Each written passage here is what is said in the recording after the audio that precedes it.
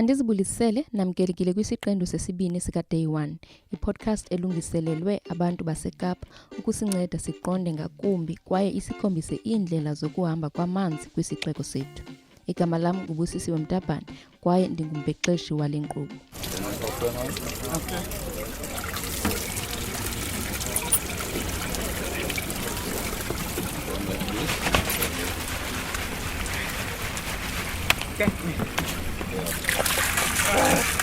I fundamentally believe that water is a human right and we all should have access to water. For over a year, we've been coming to collect water, and when we first started coming, the queues were fairly short, and then with day zero approaching, it became quite chaotic with very long queues.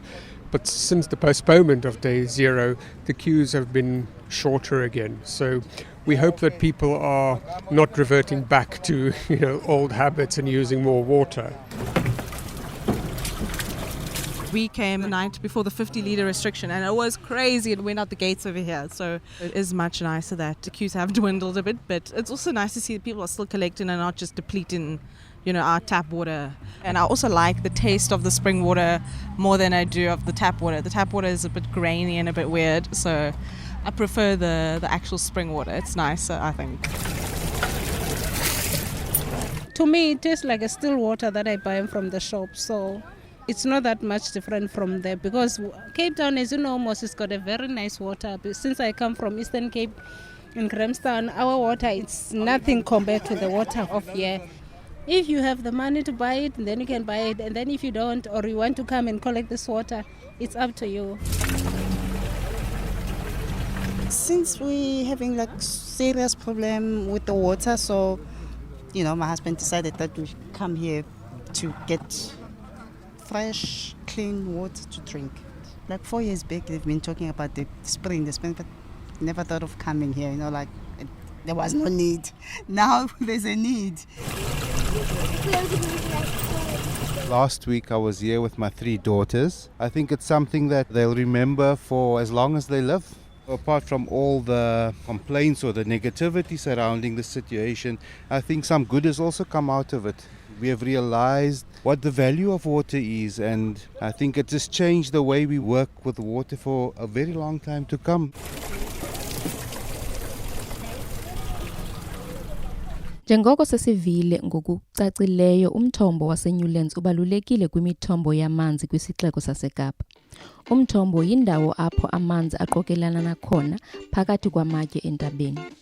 Indawo yokudidiyela eNewlands inokunika abahlali ilungelo lokufikelela kumthombo waseNewlands ngenxa yokuba lo mthombo uphuma emhlabeni kwiyadi yabo. Ingaba esi sisenzo sokupha, uxanduva loluntu okanye umsebenzi wale nkampani? Isigqibo sokuba lo mthombo mawufikeleleke eluntwini senziwe ngokubambisana nesixeko saseKapa ngo-2011. Lo mzi wokudidiyela eNewlands unomiselo wokuqokelelwa kwamanzi kubasebenzisi abangengobarhwebi, ngaphandle kwabantu abaphethe imvume ezivela kwisebe likazwelonke lezamanzi kunye nococeko.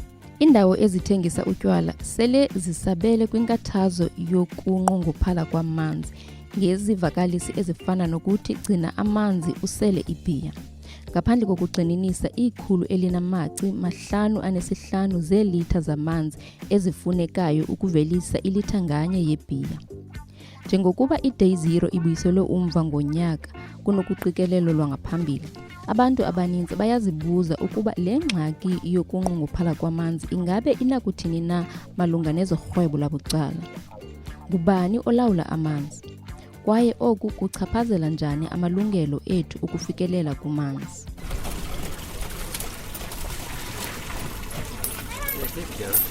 Kwisiqendu sanamhlanje siza kuhlola indlela urhwebo labucala luqhutywa ngayo eMzantsi Afrika. Siza kuthetha noThabo Lusithi osuka kwiqela lokulawula kwendalo kunye nequmrhu lwazamanzi eNtshona Koloni, iWestern Cape Water Caucus ngolwasemzini. uThabo uza kuphawula ngophando malunga namava oluntu ngamacandelo okulawulwa kwamanzi, i-water management devices ngolwasemzini. Siza kufunda indlela yokwenza iinkonzo zethu zokucoca ngokusungula indlu yangasese, i-composting loo, evela kwi-permaculturalist u-Imran Samuels, kwaye siza kucinga ngodonga olutsha olubonisa ukuba yintoni okumele yenziwe xa imvula isanda kuna, olusandulwa kuzotywa kutshanje eSalt River njengenxalenye yomboniso wezoluntu lwamazwe ngamazwe ngumzobi uCare One Love, ochaza umzobo kuthi ngoxa ezoba.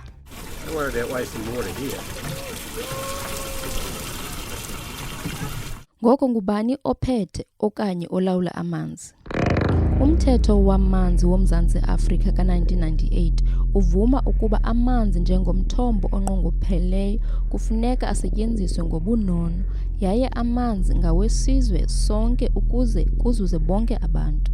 Kodwa xa kudibaniswa ukuxuthwa komhlaba kunye nemithombo yamanzi, inkqubo yokuphela kwe-apartheid kunye nemigaqo-nkqubo yamaliberali yorhwebo lwabucala, kwenze ukufumana amanzi kwafana nkqwa nokufikelela kumntu kwimali. Omnye umzekelo worhwebo labucala lwamanzi kukunkonkxwa kwamanzi ze athengiswe kwiibhodlela zeplastiki. Kwinyanga ezimbalwa ezidlulileyo, abaninzi eKapa baye bagxalathelana kwiivenkile ukuya kuthenga amanzi bewagcina kwiindawo ezikhuselekileyo belungiselela iintsuku zikaxakeka. Kwisiqendu sethu sangaphambili, umpumi ubonise indlela iinkampani zamanzi eziyixhaphaza ngayo inkxalabo ka-Day Zero. The companies that are putting together bottled water, I think they are happy on their side because this thing is playing in their hands and they will score big monies for these tactics of saying this Day Zero will be on such and such a date, and those who can afford are buying more water. Ukuba kukho amanzi kwiivenkile, ingaba kukho amanzi kwisixeko? Ingaba kukho amanzi kawonke-wonke kwisixeko? Ekuphenduleni kwesoyikiso sika-Day Zero, kuye kwaba neminikelo yamanzi ebhotile emahala. Le minikelo ivela kwiidolophu ezikude ezifana naseGauteng. Nangona le nto inokunceda ngokukhawuleza emilonyeni eyomileyo kunye nokuphumza ingqondo okwexeshana, kukho izinto ezinkulu ekumele sizicinge xa sicinga ngokusetyenziswa kwamanzi ebhotile kwixesha elide. Okokuqala, iindleko zamanzi ebhotile zingama-R2.38 yeesenti ilitha nganye, xa kuthelekiswa ne-16 yeesenti yelitha nganye. Okwesibini, iibhotile zeplastiki zithatha ngamanqanaba amaninzi amanzi ekuveliseni.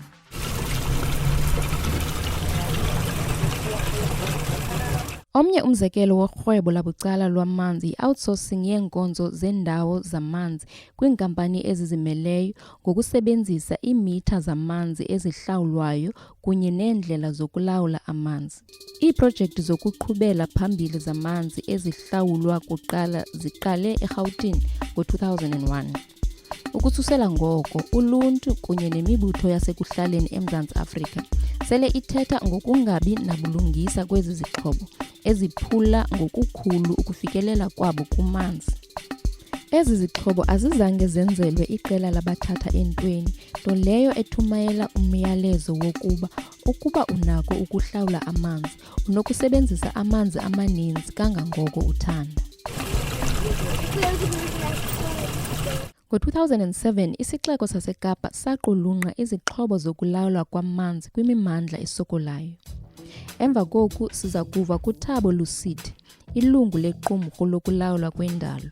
Uya kusixelela ngomsebenzi we-South African Water Caucus noko bakufundile kuluntu olunezixhobo zokulawulwa kwamanzi emakhaya abo. The South African Water Caucus is a network of NGOs, community-based organizations, and interested individuals in terms of wanting to bring justice, in the water sector. They come together to share ideas, share solutions, looking at what policy is saying and what's happening on the ground and what are the lived experiences, and then use that to kind of engage with government. We have 7 caucuses and they are all having different strengths. Some are meeting regularly because there's an NGO that is based in that province which is putting resources for those caucuses to meet. Like, for example, the Western Cape Water Caucus meets regularly because our activities are also embedded at EMG. Can you tell us a little bit about how the Western Cape Water Caucus is engaging with the current water challenge we face? Okay. Firstly, the South African Water Caucus has been dealing with different crises. There's a crisis around governance around South Africa, around Department of Water and Sanitation. So we've written a report highlighting the policy challenges that are there. You know, there's policies that are left hanging. So the caucus at national level, we are dealing with those. Some people want us to act urgently and quickly, but for us, we like this process kind of approach. Izixhobo zolawulo lwamanzi zaqaliswa ukusetyenziswa ngo-2007 kwaye phakathi ko-2015 malunga namawaka angapha ku-140 yezixhobo ezinjalo zifakwe kwisixeko saseKapa. Ngo-2009 EMG kunye neWestern Cape Water Caucus bakhokele iprojekthi yophando esekelwe kwisenzo sokuhlolisisa amava okulawula kwamanzi kwimimandla eyahlukeneyo. Uthabo ushwankathela iziphumo zophando. The water management device is just, I don't like to use this, a smart meter. It's set to give a set allocation, of 350 liters per day in a household of 4. It's also above the allocation of national government of 6,000 liters of water per month. So it gives you that, and then if it's all used up, the meter cuts off and then you'll get your allocation the next day. On paper, that's how it worked, But what we found is that there was no public participation in these communities. No one came to present these devices. People did not get the proper education that was needed. Most people that we spoke to, they said the people just only talked about the device and how it will make your life easier. In terms of the debt, the response time when the device is not working, it was not great at all. In some cases, it cut off and the water doesn't come for days. In Atlantis, there were households that didn't have water for 3 to 2 months, same as in Danun. In some areas, the leaks, they were visible. Some of the leaks were even from the meter itself. And then also this property owner not being around, and then the kid just signs, and then when you come back home, there's a device. There was those kind of issues. It's unfair for the device to be targeted to only poor working class communities. In fact, that if I afford, I can use as much as I can, but if I can't afford, I need to be restricted. It's not sending a good message. When you speak to people, they were saying we've been saving water for years. They even gave us water management devices. How much more we can save? They must go to those who have swimming pools to tell them that they must save water. So that's what the message the city has been saying for a long time. If you're poor, restrictions. If you are rich, use as much as you want.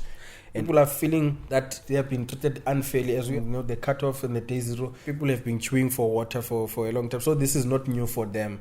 So we need to also find ways of how we work with government that are not only bringing tensions between them and civil society, but finding a way that we can work with them, in terms of coming up with solutions.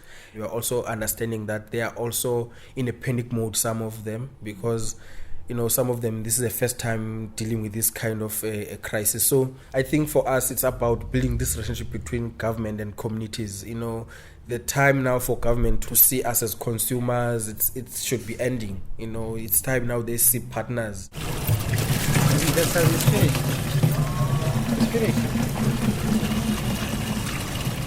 Kwimithombo yeendaba ekuqaleni konyaka, isixeko saseKapa sathi sifake izixhobo zamanzi ezingaphezu kwamawaka ayi-33 kumakhaya asebenzisa amanzi kakhulu, kwaye sifaka ngaphezulu veki nganye.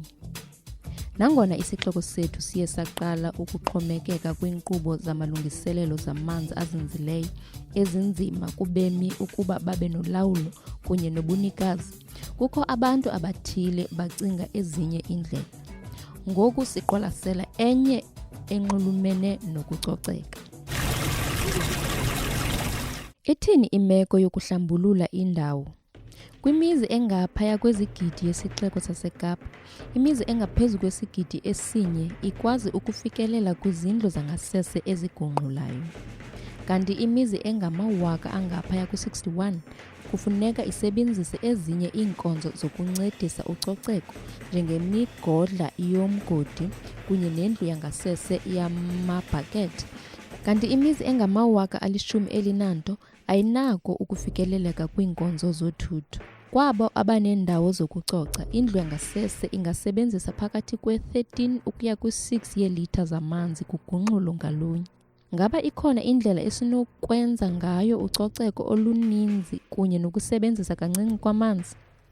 I-permaculturalist yasekuhlaleni u-Imran Samuels oqhuba ii-workshops zokufundisa ngokubambisana ngaphandle kwendlu yakhe eyaziwa ngakumbi njenge-guerrilla house usinike enye indlela yokuba sihlale nayo.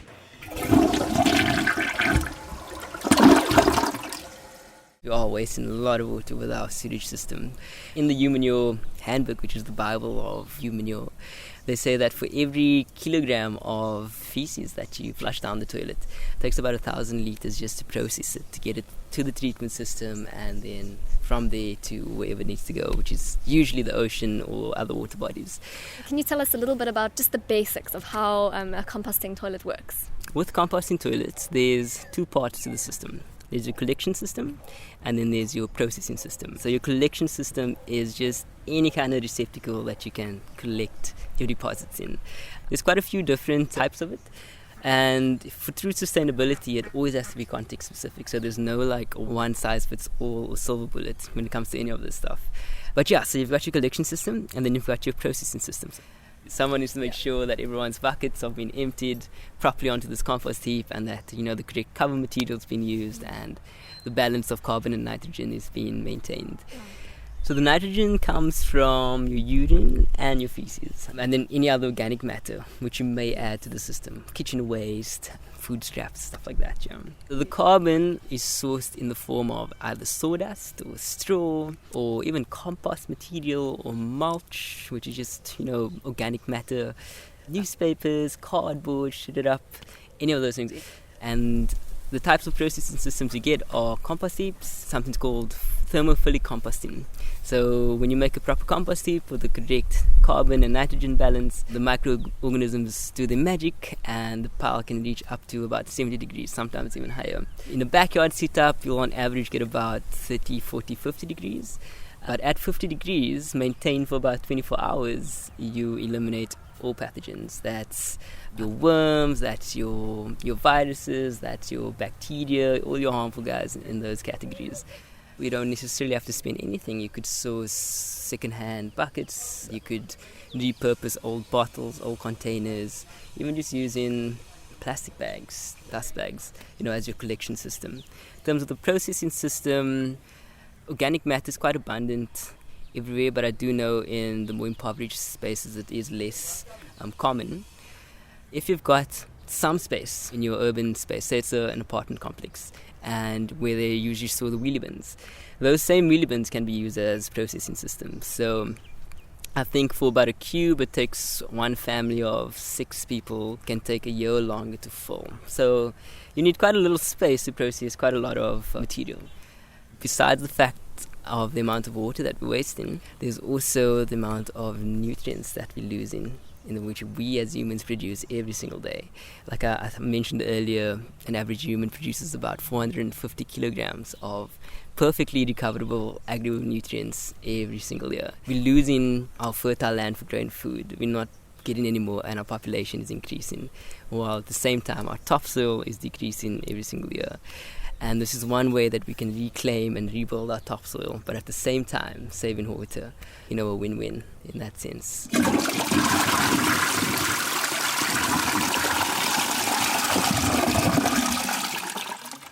Lo ngumzekelo omhle wendlela ukuxazulula ingxaki ukugcina amanzi kunokukhokhelela kwisisombululo kwezinye indawo. Nangona kunjalo, oku kungenakusebenza kwabo abangenalo ixesha elininzi okanye ixesha lokulawula izilinganiso eziqinileyo ezibandakanyekayo ekugcineni i-composting loom. Indawo enye enokuba nexesha kunye nendawo sisikolo. Khawufane ucinge xa ukuba ulwakhiwo lwe-composting loom lungaba yinxalenye ye-curriculum yesikolo. Yeyiphi imfundo enokuvela kulo ukwenza umsebenzi wokuzinza? Kuthe kani ukuba isikolo sinokuqala umyezo ecaleni?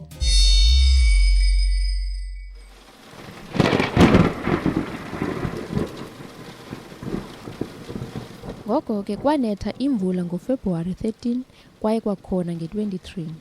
Abantu baseKapa bathetha ngamabhakethi abawabeka kwiiyadi zabo kunye namabhalkhoni abo ukuba abambe esi sipho.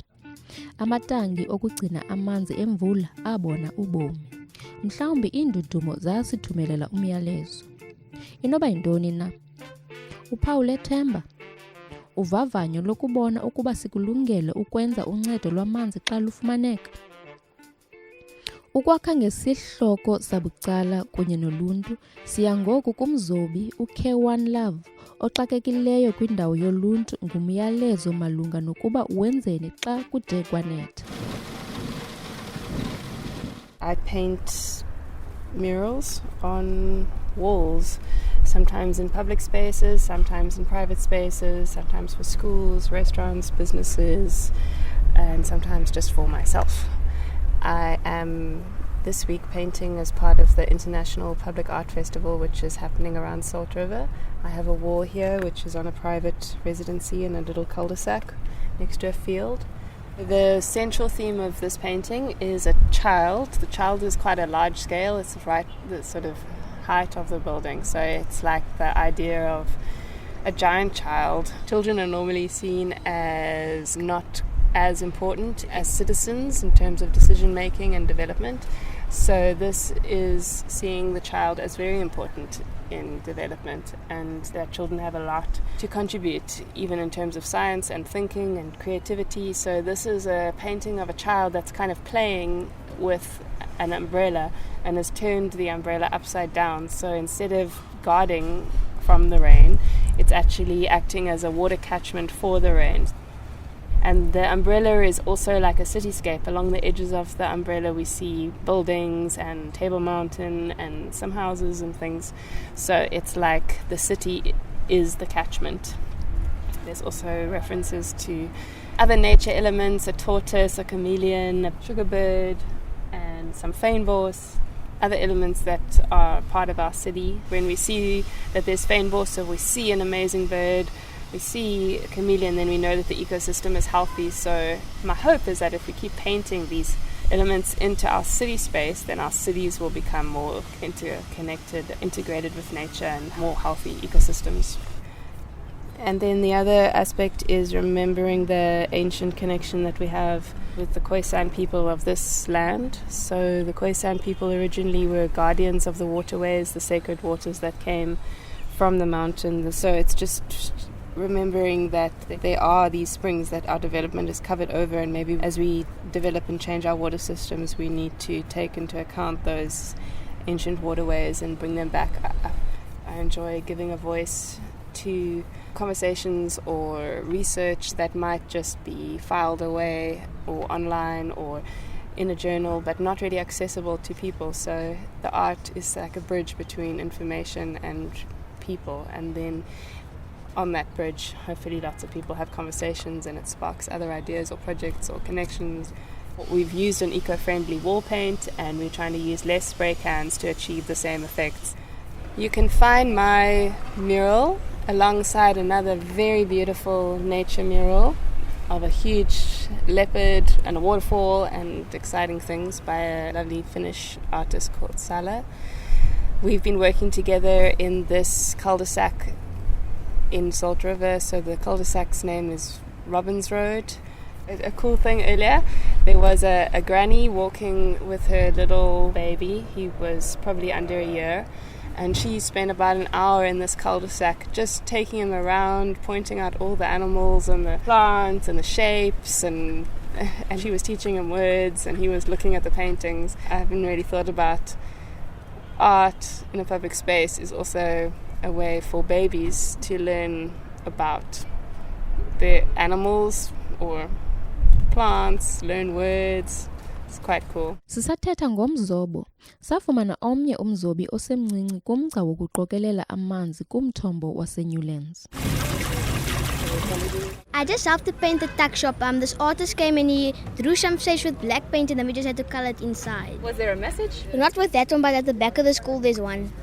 And what was that message? Water is more precious than gold. What do you think about that statement? I think it's definitely true. I think Nico has something to say. Yeah, I was also painting the tuck shop. What about that statement that your sister, is it? Chloe. Yeah, about water being more precious than gold. What do you think about that? I think that's amazing, very cool. Water is more precious than gold! Khawufane ucinge ukuba amanzi ebeyigolide entsha. Ingaba sisenokukhawuleza ukuba sicinge ngokuthatha indlu yangasese yokuxuba? Singathanda ukuyigcina kwaye siyiqokelele njengegolide? Okanye sifumanise indlela yokuyigcina njengobutyebi boluntu, siyikhusele kwaye siyisebenzise ukuze kuzuze bonke? Sinokucinga njani ukutshintshiswa ngokusekelwe koqoqosho lwamanzi? Abalingani betshintshiselana ubucwebe bamanzi njengesipho sesibingelelo sokukhumbula.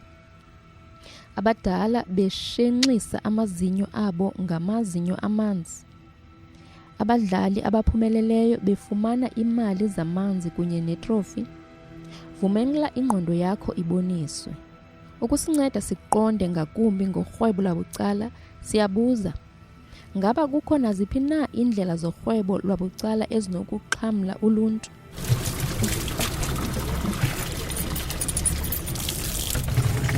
I-South African Breweries ibonise umdla ekuhambiseni kwamanzi omthombo waseNewlands.